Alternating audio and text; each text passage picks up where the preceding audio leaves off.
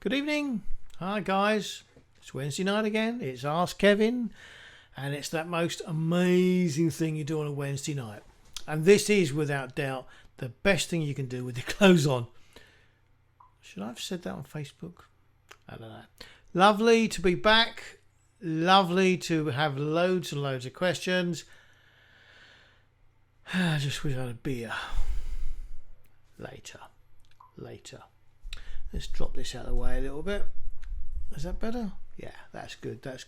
So this is great. I'm just wondering how much longer we're going to be doing this on Facebook, because I had a quick chat with Matt yesterday, and I've given him instructions now to set up the streaming service into the Academy website so that Ask Kevin will be transferred over to the Academy. So you have to be an Academy member to take part in Ask Kevin.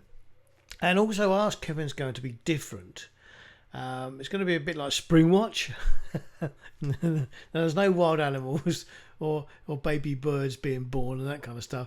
But what we're going to do, we're going to have a teaching session, and then at the end of the teaching session, there will be an automatic prompt to click on a link to join an elite team of Zoom participants into a sort of a small group question and answer session. So if you watch Springwatch on TV, you know they do the normal presentation, and at the end of the show the program finishes, but then they have this question time where the cameraman and the script editors and the Springwatch team and with all the passers-by, you all get together and they answer questions that people have sent in. So that's what we're going to do. We'll have the kind of teaching session up front, which will be open to everyone, and it'll be probably about half an hour, 30 minutes, and then there'll be another 30 minutes of chatting where you have direct access to me to ask any questions that you want, either about what we've been discussing or about anything else, providing it's photography. I don't do particle physics too well, don't understand anything about cooking or gardening or knitting. But I do understand about all the kind of manly macho things like alcohol, smoking cigars, fast cars. Don't do football. Actually, I don't do rugby either, or cricket. I don't do sport. So therefore I can't qualify as a real man. Bugger. Never mind. Shall we get on with the first question? Just looking at some of these comments here. Marriage guidance. Right. So we've got questions from Simon Ruffle, Roger Evans and Eileen Welland. I don't know where to start. Let's start at the top. Simon. So Simon Ruffle, he said for wide angle lenses, say for 1932. Yeah, okay. That was Siri, my watch. It was answering. I obviously said something which sounded like, "Hey Siri," but I won't say it again. Whatever it was. He said for wide angle lenses, say for indoor architectural shots, what prime lens would you suggest, or would you go for a 14 to 30 millimeter full frame zoom lens? And what are the major downsides or benefit of both? So I'm guessing Simon is looking to buy a lens for this purpose, and he wants to know whether to buy a zoom, and a 14 to 30 is a pretty diverse range. There's a number of camera manufacturers producing lenses which go maybe from 10 to 24. 14 to 30, pretty good, yeah. So 14 is very, very wide indeed. The 30 is wide-ish. And that would actually get you a lot of variety in terms of what you could photograph with that range. I mean, it's a massive range. It's fantastic. He said, or would you go for a prime? I always go for primes, but here's the thing. The main reason I go for primes is because they're usually lenses with really wide open apertures, so you can shoot in low light.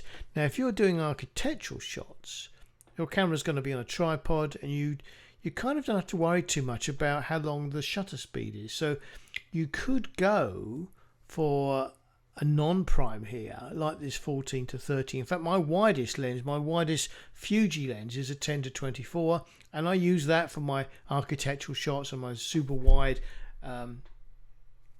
landscape shots. And I don't have a problem with the fact that it's only an f4. and that's because it's going to be in a tripod. And when it's on a tripod, you can have slow shutter speeds. That's the beauty of that type of photography, is that you're not too concerned about people moving in the shot because you're photographing a building or a landscape. So with nothing moving in the shot, you can have slower shutter speeds, and with slower shutter speeds, it means you can get by with having lenses which don't open super wide apertures. It's not wide field of view. So typically when you're photographing people, you want lenses which tend to have very wide apertures so you can blur out the background. But for landscape, it doesn't really matter. You don't need lenses which open up to such huge wide apertures. So an f4 is perfect, which means you get a wider depth of field as well, wider depth of field from the f4 and a wider depth of field from the wide angle lens. Wide angle lenses give you a wide depth of field. Small apertures give you a wide depth of field. So if you're photographing landscape or buildings, architectural stuff, then an f4, 5.6, no problem at all. f8, perfect. It kind of depends how far you go, really, on what sort of sensor you've got. With a full frame sensor, you can easily go to f16 before you start getting any kind of image distortion from something called diffraction. The diffraction happens when you choose very small apertures, and the light waves entering through the aperture get kind of bleh. Yeah, that's a technical term. Blah. I'm watching myself on the screen here, and when I do that, my tongue is just amazing. I could watch that all evening, but I'm not gonna. I might do once you've all gone. I could spend the evening watching that. What am I talking about? Yeah, so what are the major downsides and benefits of both? Okay, so it's unlikely you're going to get a really fast lens, and by that I mean one with a really wide aperture if you go for a 14 to 30 zoom. But as I've already said, it doesn't matter. And it doesn't matter because you're primarily going to be doing this sort of photography on a tripod. No good on a monopod. You need the stability of a tripod. The advantage of a prime is that you can shoot handheld, probably, because it's going to be really, really wide in its maximum aperture. Disadvantage of that, of course, is your depth of field is going to get narrow. So you have to kind of balance out what's important: depth of field, portability, shooting in low light. Don't want to take a tripod, do want to take a tripod. I would say generally, providing the lens you're looking at has good reviews that in terms of its image quality, sharpness and so on, and not distorting too much, because super wide lenses, super wide angle lenses, not wide aperture lenses, super wide angle lenses, they are notorious for distorting the image. So the straight lines start curving and so on, so watch out for that. And you may get a little bit of vignetting around the corners, but that's easily cured in post-processing. So if it were me, I'd probably, I'm a sucker for prime. I'd go for both. Go for both. There you go. Right, next question. Now this is from Roger. Good smile. I've got a good smile. Yeah, sorry. Good smile. Thank you. Wicked smile. Yeah. We're going to go to Roger Evans now for the next question. So this is I like this one. I've never been asked this before. And I wish I had one in front of me, but I don't have one. So the question is, how do art lenses differ from the standard type, and in what circumstances would you use them? Art lenses. Now, there will be people listening tonight who have no idea what I'm talking about. Are these lenses for photographing works of art? No, they're not.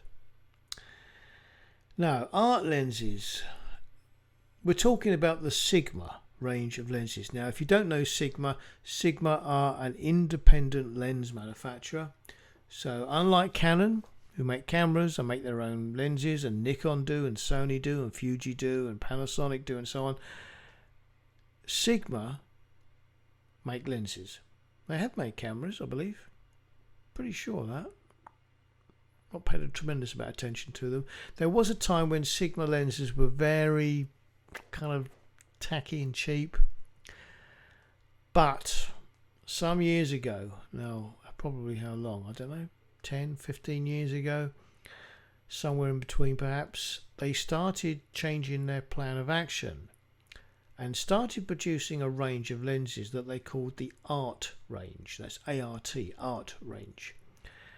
And these lenses were so good, and they remain to be so good, that everybody suddenly had one of those paradigm shifts, where you're used to thinking one way, and then suddenly you've got to rethink another way, because suddenly Sigma are producing astonishingly good glass.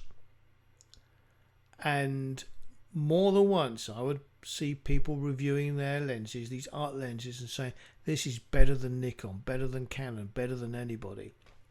Now, I'm not sure that's quite the case now that the new digital lenses have been brought out, especially by Canon. Canon's new lenses built for the digital cameras are astonishingly good. Canon's lenses were always amongst the best in my opinion anyway, and although their resolution on their sensors might have been less than some other cameras, they more than made up with it with the resolution of their lenses. And I saw an independent test which showed although the sensors weren't producing as good an image, the combined effect of their lenses actually made Canon way better than anybody expected, because the lenses were so damn good. Anyway, Sigma brought out the Art range of lenses, and they're expensive, but they're so good.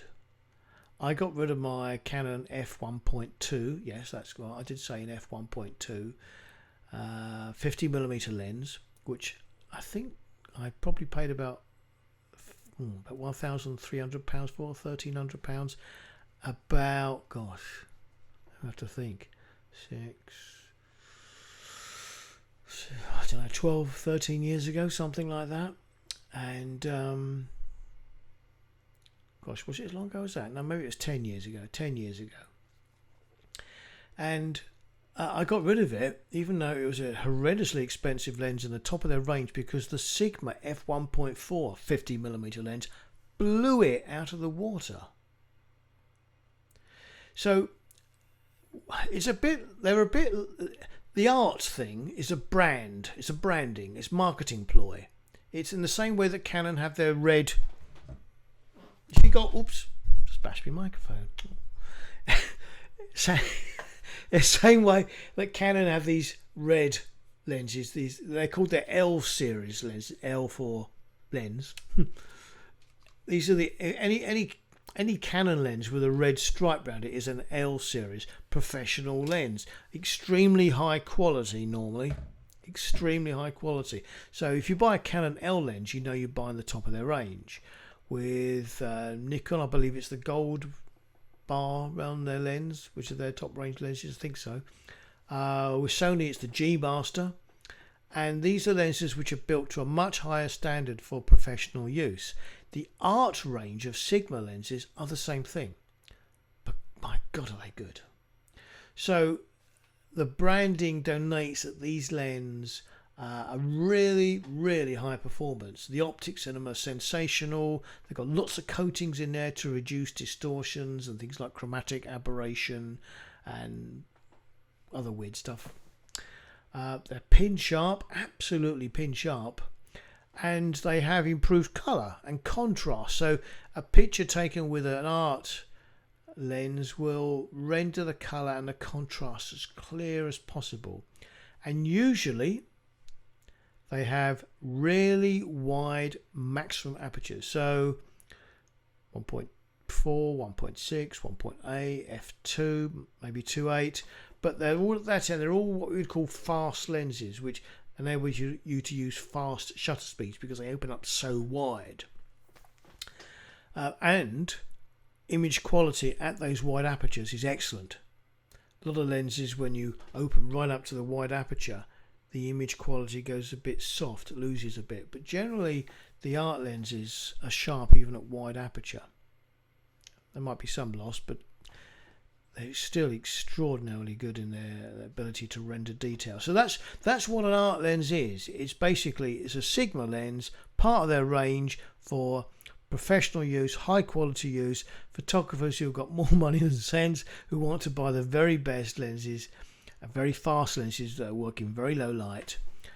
And Sigma have done some extraordinary, they produce some extraordinary lenses, breaking all kinds of standards. I mean, until that time, we were used to Canon and Nikon producing pretty damn good lenses, particularly wide lenses, but they were never super fast, or some of the zooms were never super fast. But Sigma came along and changed that. Sigma has set fresh standards everybody's had to get involved in and copy and try and replicate.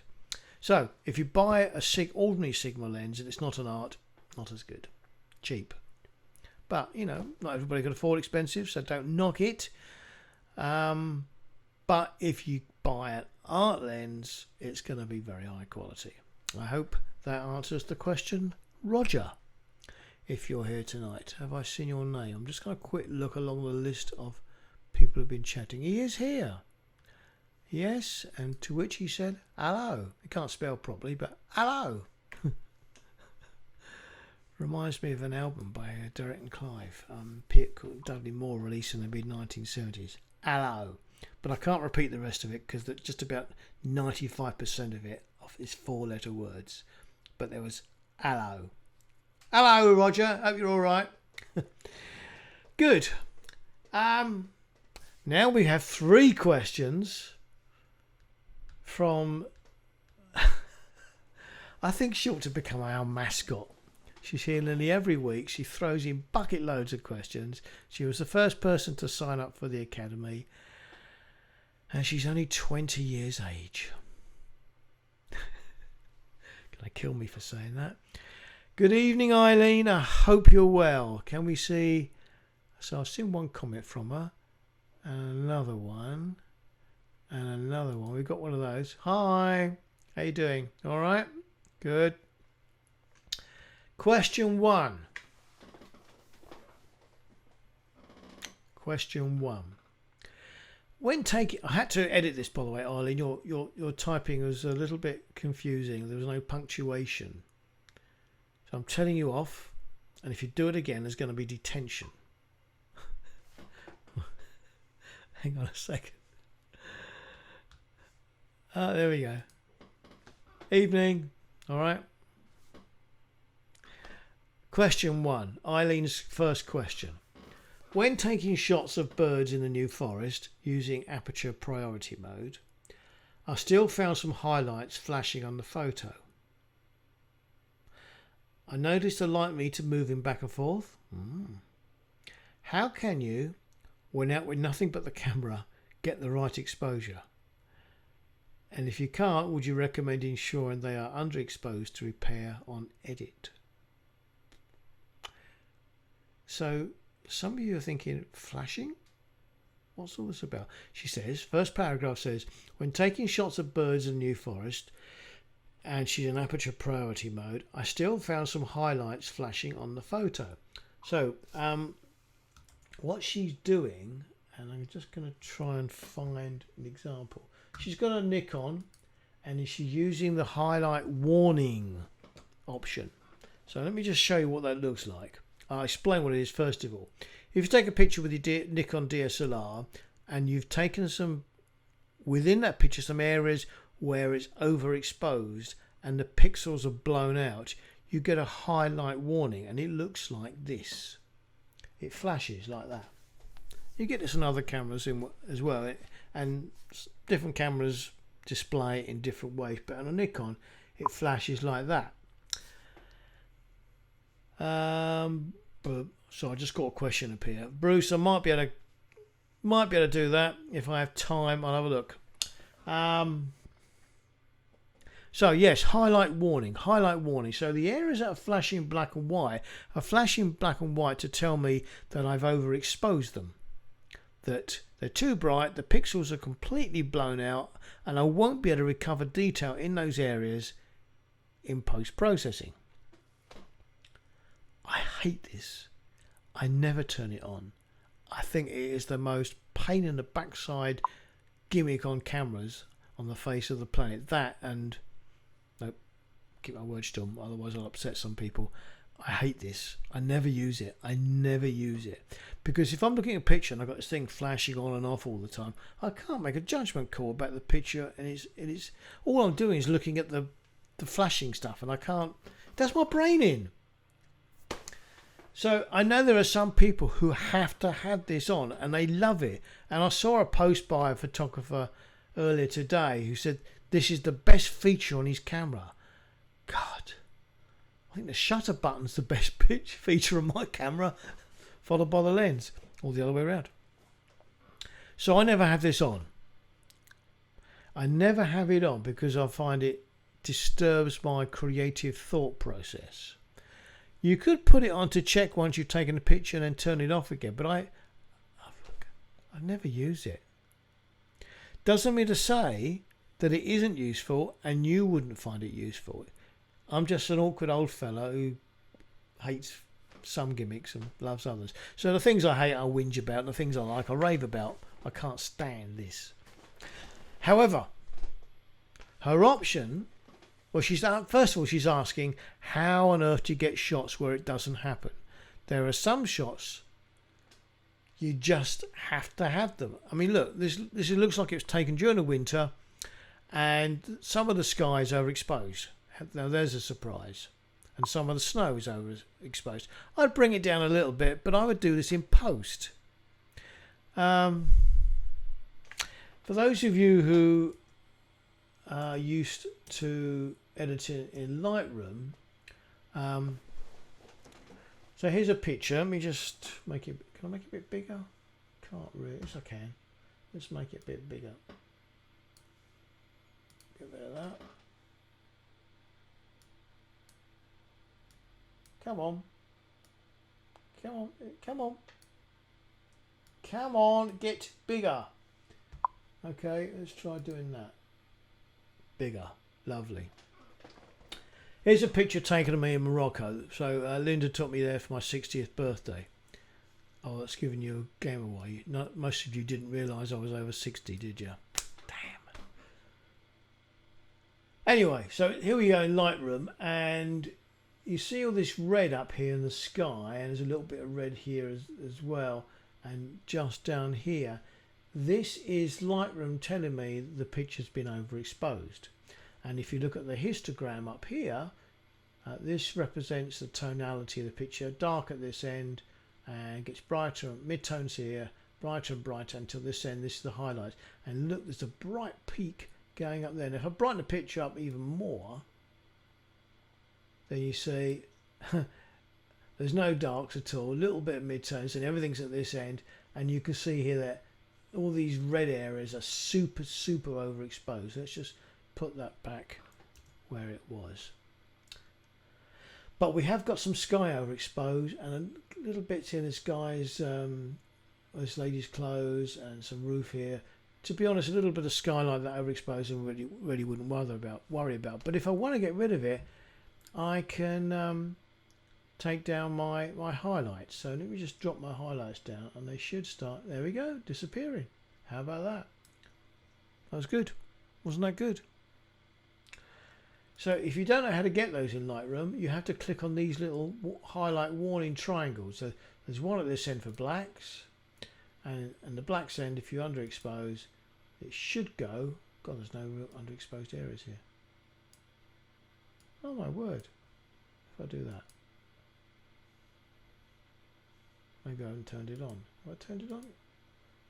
Gosh.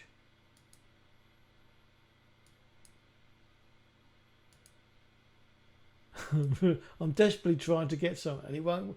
Okay, so Lightroom's not working, guys. Phone Adobe, get them to come around, sort it out. In theory, what's supposed to happen when you click on that one, any areas which are too black appear as blue, but it ain't working. Highlight warning for the bright bits is this one. If you turn it off, they disappear. If you click on it again, this little triangle. In fact, if you just move over it, you can see the highlights. But if I click on it, they stay on. and then I just remove them by dropping down the highlights like that. There you go. So let's just go back to a question. When taking pictures of birds in New Forest using aperture priority mode, I still found some highlights flashing on the photo. That's because you will, especially if you've got skies creeping through, or some water and the sun bouncing off it, or a very shiny subject, highly reflective surface where the sun is bouncing off. You're almost certainly going to get those. Sometimes you want to get rid of them, sometimes you don't. You don't have to get rid of all of them. I think some really high areas, some really high bright areas in a shot can work. Like the shot behind me. Loads of really bright areas in there, and it just works. So you notice the light meter moving back and forth. That's probably if she's moving the lens. How can you then, without nothing but the camera, get the exposure right? Well, you have to make a decision what the most important part of the image is and expose for that. If you absolutely have to get every part of the image correctly exposed with no highlights and no super blacks where you've lost detail in the shadows, then the only thing you can do, not the only thing you can do, but one of the ways around this would be to take more than one identical shots at different exposures, and then combine them in Photoshop or in Lightroom or with specialized software like Photo Matrix, where it takes all the images, those which are overexposed, which bring out details in the shadows, or those which are underexposed, which bring out detail in the highlights, bring them all together and produce a single image. It's called HDR photography, high dynamic range photography. And perhaps one day I'll demonstrate that, but we can't do that this evening. So it is possible. However, sometimes it doesn't look realistic. Sometimes it looks bonkers. Some people, when HDR photography first came out, just went nuts with it and gave the whole genre a bad name. Some very stylistic, almost surrealistic looking images. But you can achieve a very photographic look. You just have to be careful. Go and buy a book on HDR photography, Eileen, or something on YouTube, or perhaps I'll do a workshop on it one day. Anyway, or you use flash. Expose for the background, highlight the foreground with flash, like we demonstrated last week before, with the girl doing the splits over the water. I've lost track of which week was which. Okay, I'm going to move on. Any questions? There we go. Look at this. Trey Ratcliffe for HDR. I'm guessing he's written a book. I don't know him myself, Roger. But I'll put that back up again. Eileen, look up Trey Ratcliffe. Ratcliffe has got an E on the end. Trey Ratcliffe. Good. And what's Eileen saying? I can't till I take a photo. Don't know what that was in response to. Okay. We're going to go on to another question now. Also by the lovely Eileen. This is an easy one. Question 2. When doing editing, I'm not sure which editing sliders I should use. So editing, Eileen's quite new to editing, so she's not been on any of the workshops or not. So she's no real experience of it, so I can understand where she's coming from with this. It must be quite frustrating. She says, when doing editing, I'm not sure which editing sliders I should use and how much I should slide them to ensure the best photo. I think I do too much. Okay, that's quite common. That's very, very common. If the raw file looks okay, can I just develop and export without alterations? As once I've edited, I find the photo not as good as the JPEG files.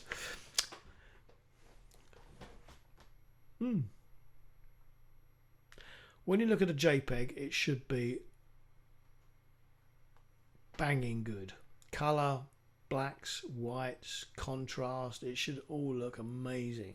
been processed in the camera as programmed by the camera manufacturer to give you the best possible looking shot. The raw file, which is the raw data hitting the sensor, has had no such treatment. So when you look at the JPEG file on your computer, it looks good. Bit like me right now.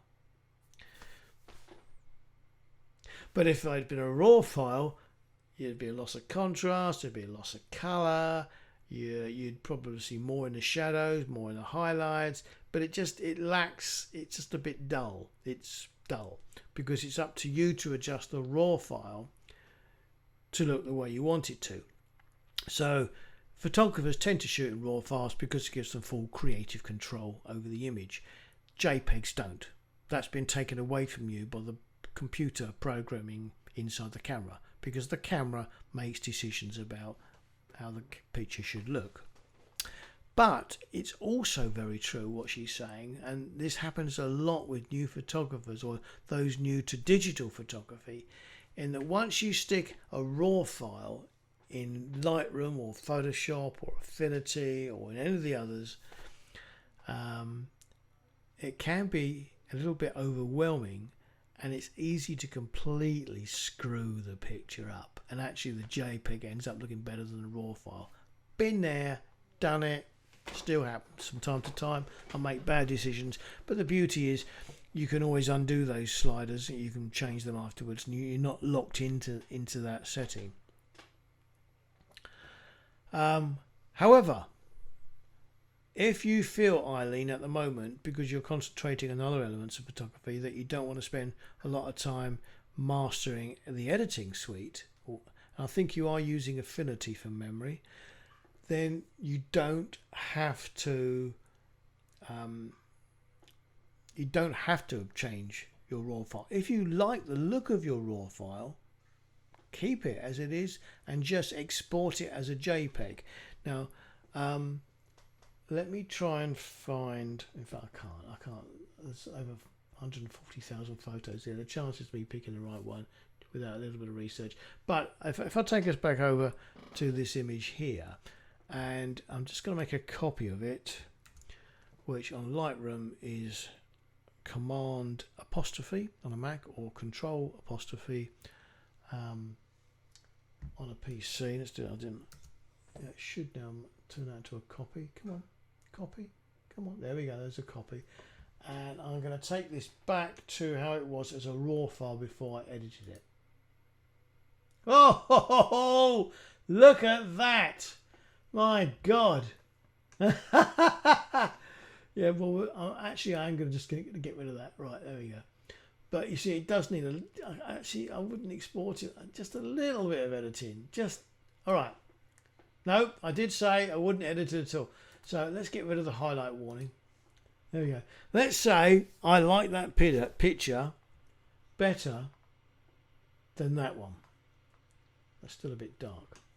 Let's just, there we go, and maybe just push that up a fraction to there. Maybe a bit of a kick on there. Anyway, right. So let's assume that I thought that picture was really cool. Okay, and I wanted to export that as a JPEG. Then I just press the buttons to do what it takes to export that file, which on a Lightroom is Shift Command E for export on a Mac, or Shift Control E for export on a PC, and then I just decide what to export it as. So that's what I've called it. I'm exporting it as a JPEG, maximum quality there, and I'm going to decide 2048 pixels along the long edge. Let's say a resolution of 240 pixels per inch, and I just export. And there, what I'll actually get, in fact I'll export it, let's just call it a dreadful picture. Alright, I'm going to export that. You should see the export progress bar up here, and then as soon as it's done that, on my screen should be It's on my other screen. I'm just going to bring it over. Come on. I'm going to have to just do that first of all, otherwise it won't let me. There we go. There's the image. If I double click on that, that should open up. It will do if I do that. Come on. There we go. There it is. And there we go. JPEG. See? JPEG. Exported from the raw file with no changes whatsoever. So you should be able to do that in Affinity as well. And until you've been on one of my Lightroom workshops, and I have one coming up. It's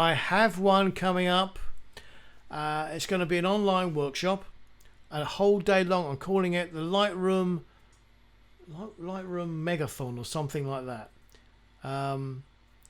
Because it's going to be from about 9:30 in the morning to 4:30 in the afternoon. We're going to break halfway through for a bit of lunch. We'll switch off for half an hour and then come back. And I'm going to take you right the way through Lightroom, and we're going to cover so much stuff.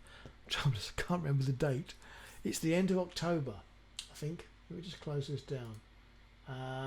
Let's close that one down. Let's move that out of the way. And if I open up my calendar, and we go to the end, sometime October. Let's just have a quick look.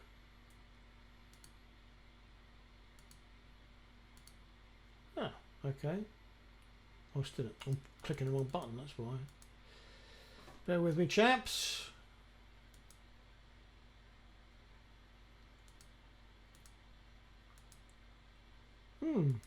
Okay. It's obviously not what I thought it was. Just stay with me. Don't fall asleep out of boredom. In fact, tell you what, let me just do that while I'm doing this. Oh. No. 26th of September. I need to start advertising this. I'm waiting for Matt, who's just come back from holiday, my web guy, to do me a page so people can sign up for it. 26th of September, Lightroom Megathon. All day long with a limited number of people. And I think I've limited it to 6 people. I think it's 6. Because, oh gosh, I wish I had to handle what I prepared to talk about this, but I haven't got it. So it's all day long. It's 6 people, so you can interact with me and ask me questions. There'll be downloadable raw files for you to work on at home while we're live. So you'll be able to work on some stuff while we're together, all of us together at the same time. There'll be some free membership to the Academy, and there was something else as well. Oh, and a free one-to-one Zoom call with me, and just one-to-one, no one else, after the event to talk through any issues and problems, or what it may be, advice about where you go next and so on. So as soon as I can get Matt to do me a page on this, I'll post this link on the Facebook page, and anybody who wants to sign up can. But it's only 6 people, and I know one person is already going to be signing up for this because he asked me to do this. So those of you who know PritPal, he's going to be on this course. Or Nippy, as some people know him. What was the question? So the question was, if I shoot it in RAW and I don't want to make any changes, can I export that unedited RAW file as a JPEG? Yes. Okay. Good. How are we doing for time? Gosh, we're okay. This is good. Last question. Oh, this is a good one. Just going to check, see what people have been saying. Good, right. I read it in a camera magazine. I read this in a camera magazine, but they didn't explain how to do it. And the magazine was suggesting landscape photographers focus via live view. Now, live view, if you've got a Sony, it means something else. For everybody else, it means viewing the picture on the back screen of your camera. Live view for Sony if I'm right, means that the image that you're looking at, either on the back screen or through the viewfinder on their mirrorless cameras, changes as you alter your aperture and shutter speed, or ISO. So it's artificially reproducing the effect of exposure. I'm trying to think what other companies call it. So in other words, if you close the aperture down to make a smaller hole, the picture gets darker. If you choose a faster shutter speed, the picture gets darker. That's what it is on a Sony. But for everybody else, live view means you press a button on the back of your camera and you're actually looking at the image on the back screen as opposed to through the viewfinder. Right. So she's read in a magazine that someone said, I suggest landscape photographers focus via live view using a single AF point. Position the focus point on the area within the landscape where you want to focus, then magnify the area. She says, I tweak my camera so that the OK button zooms to a magnification of 50%. Okay. Then I focus using back button focus. I've disabled the AF activation from the shutter release button so my camera doesn't try to refocus when I trigger the shutter. I already used the back button focus, but not sure read the rest. How would I make the OK button magnify? Plus, how would I turn off the AF button from my remote shutter release? I have a D3400 Nikon. You don't need to do any of that. This is so easy. If you critically want to focus on an area in a landscape image using your DSLR and using your rear screen, your live view, so if I turn my live view on, you won't see very much. Okay, live view. Oh, we can. Oh, they can't. That's very cool, isn't it? That's my back. My green screen is showing in the back screen of the camera. Sorry. Whatever. Hand bothered. Once if you put the camera on a tripod, yeah, put the camera on a tripod. Turn on your live view, so you're looking at the image. Point the camera at where you want it to focus. Zoom in if you want to. It's not a bad idea. Most cameras have the ability to zoom in. I can zoom in by pressing a button on the back of my camera and it zooms right in. And then if you want to fine tune the focus, just flick it to manual. Most lenses have a little button. Can you see it? It's, oops, that one. I'm trying to get it to focus. AF, MF. There we go. Autofocus, manual focus. Flick it over to manual focus and then you can just turn the focusing ring on the lens whilst looking at the magnified live view image on here, and you can focus exactly where you want. Piece of cake. When you finish, zoom back out, see the whole picture, press the button. And because you're shooting in manual on here, you don't have to disconnect that function from this button. Please remember you've disconnected that function from that button, because if you've forgotten that you've done that, every time you take a picture, it could end up not focusing. You've mentioned you're using the back button focus, which is here. Good view. Good call. I use back button focusing all the time. But you don't need to go through the complicated sequence of events that you went through there. Turn on the live view, focus on the area you want, zoom in, and then flick off the lens into manual and fine tweak it. Don't forget to put it back into autofocus afterwards. Yeah. And there we go. Another Wednesday night complete. Another Wednesday night complete. I can hang on for another minute or less just to see whether any questions arise from tonight. So I'll waffle for a few seconds in case anybody... Oh yes, there was a question by Bruce. If Canon lenses... So he said this. If Canon lenses are so good, can you fit them to other cameras with adapter? And there is an answer to this, and the answer is yes. Google. Adapter to fit Canon lenses on my Fuji. There are some, I've not looked them up. People say they're pretty good. They may not focus quite as quick. It might be a split second less. Just check by reading the reviews that you maintain all the aperture settings as well as the autofocus and so on. On cheaper connections, you might not get all the full functionality of the lens. But I don't know because I've never used them. Even though I have Fuji and I have Canon, I've never tried to use my Canon lenses on my Fuji. Don't worry, Fuji lenses are bloody good. The only advantage you've got of putting a Canon lens on your Fuji is that they've got a wider range. But I did hear that there might be a very fast 400mm coming out from Fuji. Gosh, that would be good. Fuji with an F with a 2.8 400mm. Oh my god, that would be good. That would be good. Right. Just checking for questions. Oh gosh. Oh, look at this. Happy girly. Thanks, that's so simple. Good. What's this? Do you find live fluid shows a shutter release? Yes, I do.